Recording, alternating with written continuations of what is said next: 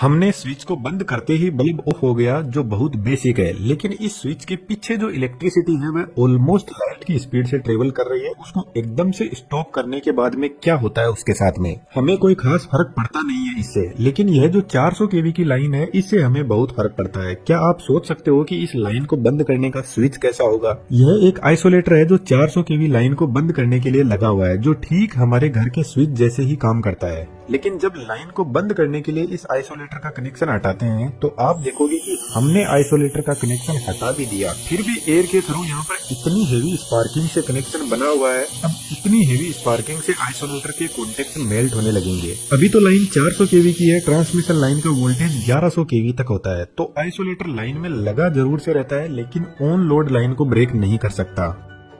तो लाइन को ब्रेक करने के लिए एक पावरफुल डिवाइस बनाई गई जिसको बोलते हैं सर्किट ब्रेकर। यह 132 केवी से लेकर 1100 केवी तक किसी भी लाइन को ब्रेक कर सकता है, एकदम सेफ्टी के साथ में। और लाइन में यदि कोई फॉल्ट आता है तो भी यह अपने आप ट्रिप हो जाता है। आप जो सर्किट ब्रेकर देख रहे हो वह SF6 सर्किट ब्रेकर है। तीनों फेज के लिए सेम मैकेनिज्म होता है, लेकिन यह मैकेनिज्म अलग अलग इन बुशिंग में ऑपरेट करता है। जो अपर टर्मिनल है वह मेन लाइन से आता है और ऊपर की तरफ कनेक्ट हो जाता है, और लोअर टर्मिनल से सर्किट ब्रेकर का आउटपुट निकलता है। अब इन दोनों टर्मिनल के बीच में ही सर्किट को ब्रेक करने का मैकेनिज्म लगा रहता है।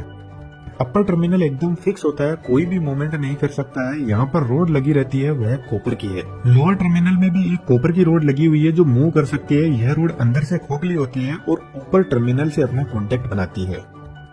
लोअर कॉन्टेक्ट खुद तो मूवमेंट नहीं कर सकता, लेकिन इस कॉपर की रोड को मूव करवाने का मैकेनिज्म यहाँ पर होता है। यहाँ पर लगे मूविंग कॉन्टेक्ट बुशिंग के बाहर से ऑपरेट होते हैं। मानकर चलते हैं लाइन ऑन है और सर्किट ब्रेकर का कॉन्टेक्ट बना हुआ है। यहाँ पर दो कंडीशन है, यदि लाइन में कोई फॉल्ट आ गया या फिर सर्किट ब्रेकर को हम मैनुअली बंद करते हैं तो दोनों ही कंडीशन में सेम ही प्रोसेस से लाइन ब्रेक होती है। इस मैकेनिज्म के अंदर दो स्प्रिंग लगी रहती है और फिलहाल दोनों की दोनों स्प्रिंग लोडेड है। नीचे एक रिले लगी हुई है प्लंजर सिस्टम के साथ में। सर्किट ब्रेकर के पास में एक करंट ट्रांसफार्मर भी लगा रहता है, तो जब भी लाइन में कोई फॉल्ट आता है तो करंट ट्रांसफार्मर से हाई करंट फ्लो करने लगेगा और करंट ट्रांसफार्मर रिले को बताता है कि सर्किट ब्रेकर से ज्यादा करंट फ्लो कर रहा है, ब्रेकर को ट्रिप करने की जरूरत है। एक छोटा सा क्वेश्चन दोस्तों आपके लिए, यहाँ पर current transformer extremely high current पर ऑपरेट करता है और सर्किट ब्रेकर में लगी हुई रिले मुश्किल से 12 से 24 वोल्ट डीसी पर ऑपरेट करती है। फिर यह आपस में कैसे कम्युनिकेट करते हैं, इसका डायरेक्ट आंसर तो इस वीडियो में नहीं दिया हुआ है, लेकिन हिंट आपको आगे मिल जाएगा। तो सीटी का हाई करंट रिले से फ्लो करेगा तो रिले ऑपरेट होगी और इसमें लगे प्लंजर को बाहर की साइड में फोर्स लगाएगी, जिसकी वजह से यहाँ पे लगी होल्डिंग लेच लीवर को फ्री कर देगी और लीवर पर लोडेड स्प्रिंग का फोर्स आ रहा है तो बहुत हाई स्पीड में स्प्रिंग इस रोड को नीचे की तरफ पुल करेगी और लाइन बंद हो जाएगी। लेकिन इतना आसान नहीं है। इस हाई वोल्टेज लाइन ने आइसोलेटर को भी नहीं छोड़ा तो सर्किट ब्रेकर को इतनी आसानी से कैसे छोड़ देगी? जब स्प्रिंग नीचे आएगी तो बुशिंग के नीचे एक छोटा गियर बॉक्स लगा रहता है, जिससे तीनों बुशिंग एक दूसरे से कनेक्टेड रहती है ताकि स्प्रिंग का फोर्स तीनों बुशिंग पर इक्वली पहुंच सके। जब स्प्रिंग नीचे जाएगी तो इस रोड पर डायरेक्ट स्प्रिंग का फोर्स आता है, जिसको मूविंग आर्चिंग कॉन्टेक्ट बोलते हैं। यह रोड नीचे से इंसुलेटेड रहती है और ऊपर से अपर कॉन्टेक्ट से कनेक्शन बनाती है। तो इस रोड के साथ में यहाँ पे लगा हुआ सिलेंडर नीचे की तरफ जाएगा, लेकिन सिलेंडर के अंदर एक पिस्टन लगा रहता है जो एकदम फिक्स होता है और इस सिलेंडर और पिस्टन के बीच में SF6 गैस भरी रहती है, जिसका प्रेशर 2.8 kg पर सेंटीमीटर स्क्वायर होता है। जब सिलेंडर नीचे जाएगा तो पिस्टन गैस को कंप्रेस करने लगेगा और गैस को कंप्रेस करके इसका प्रेशर 14.2 kg पर सेंटीमीटर स्क्वायर तक पहुंचा देगा। जैसे ही यह कॉन्टेक्ट एक दूसरे से दूर होंगे तो जबरदस्त आर्क जनरेट होगी, लेकिन पिस्टन गैस का इतना प्रेशर बढ़ा देगा कि इस नोजल से हाई स्पीड में प्रेशर से SF6 गैस इन दोनों कॉन्टेक्ट के बीच में आने लगेगी। SF6 हाईली इलेक्ट्रोनेगेटिव होती है तो यह नेगेटिव आयंस में कन्वर्ट होने लग जाएगी, जो इलेक्ट्रॉन से ज्यादा हेवी है। तो इन दोनों कॉन्टेक्ट के बीच में जो आर्क जनरेट होगी उसको यह खत्म कर देगी,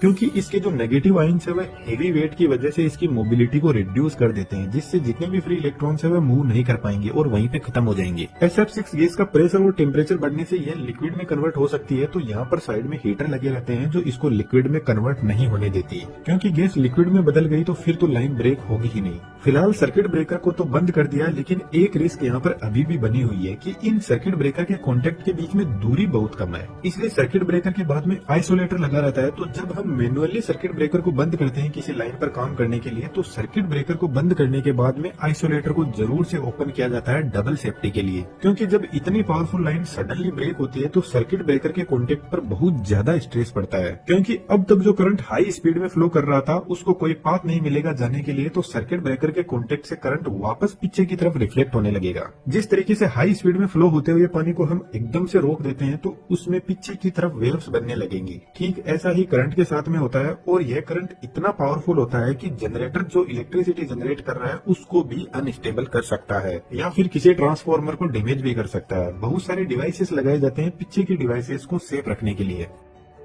तो जनरली जो पावर ट्रांसमिशन लाइन होती है उनको ब्रेक नहीं किया जाता जब तक कोई इमरजेंसी कंडीशन या कोई जबरदस्त फॉल्ट ना हो। आपने देखा होगा कि हमारी लाइट चली जाती है लेकिन जीएसएस में एनी टाइम अवेलेबल रहती है। वह इसलिए क्योंकि इन लाइन को ब्रेक करना बहुत चैलेंजिंग काम होता है। 132 केवी है, इससे जितने भी छोटी लाइन है उनको आसानी से ब्रेक किया जा सकता है, जिनका बड़ी लाइनों पर कोई खास फर्क पड़ता नहीं है। अब लाइन को वापस कनेक्ट करना भी कोई आसान काम नहीं होता, जिसको समझने के लिए हमें वापस इसके मैकेनिज्म पर आना होगा। लाइन फिलहाल बंद है, एक स्प्रिंग अनलोडेड भी हो गई है, तो लाइन को क्लोज करने के लिए यहाँ पर एक और रिले लगी रहती है। तो इस रिले को कंट्रोल पैनल से सिग्नल दिया जाता है और यह भी ठीक ऊपर वाली रिले की तरह ऑपरेट करती है, और इसका प्लंजर क्लोजिंग होल्डिंग लेज को फ्री कर देता है। फ्री होते ही इस केम पर क्लोजिंग स्प्रिंग का फोर्स आ रहा है जो अभी भी लोडेड है, और यह इस केम को स्पीड में रोटेट करवाती है। केम फिर लीवर पर फोर्स लगाएगी और लीवर वापस इस साइड वाली स्प्रिंग को लोड कर देगा, जिससे लाइन वापस क्लोज हो जाएगी। जो स्प्रिंग लाइन को ट्रिप करती है उसको सिर्फ क्लोजिंग स्प्रिंग ही चार्ज कर सकती है, और क्लोजिंग स्प्रिंग को वापस चार्ज करने के लिए साइड में एक मोटर लगी रहती है।